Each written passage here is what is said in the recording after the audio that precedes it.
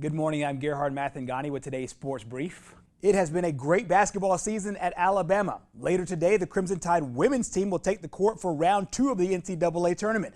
The Tide are coming off an 80-71 win over North Carolina in the first round. Now, the task today will be a lot different. Maryland is the number 2 seed and finished first in the Big Ten. The Terrapins are also riding a 14-game winning streak, but the Tide will bring a lot of confidence into the matchup. We haven't put 4 quarters together. We had 3 really good quarters against Carolina. We had a good half against Carolina. We haven't had that one game where you have to have, everything just going right. And we feel like we're due for that. And, we'll have to have a perfect day. I mean, they're number 1 in scoring in the country.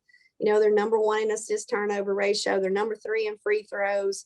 It's number 5 in assist. I mean, they're just amazing. So, but we feel like our league has prepared us. That's what we see every night in the SEC, and at the end of the day, we know there are some areas that we can really take advantage of. And most importantly, we can take advantage of how prepared we are because of the SEC. So we're due to put that complete game together. We've got to have 5 in double figures. We've got to play our best game of the season because it's the next game, but really because of the opponent as well. So we feel like we're going to draw from the SEC and go out and represent the way we need to get that win. The Tide and the Terps square off at noon today, and you can catch that on ESPN2. The Jacksonville State football team is gearing up for its second straight home game this weekend.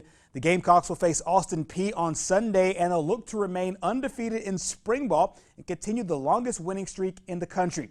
The Governors are 2-5 on the year, but head coach John Gross says they will be a challenge. You move on to Austin Peay team who, after I watched them first time, this year, and you see how they played in the fall, I think is talented, probably the most talented team in the league.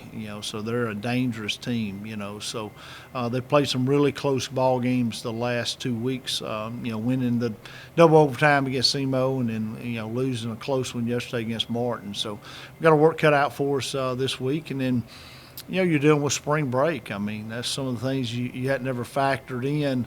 Playing the spring football. Every other college student is headed towards Panama City or somewhere on the beach or on a vacation, and getting a break from school. And our guys are going to be grinding. They're going to be catching up on schoolwork and and practicing football, getting ready for a game Sunday. JSU and Austin Peay kick off Sunday afternoon at 2 o'clock from Burgess Snow Stadium, and you can catch the game on ESPN+.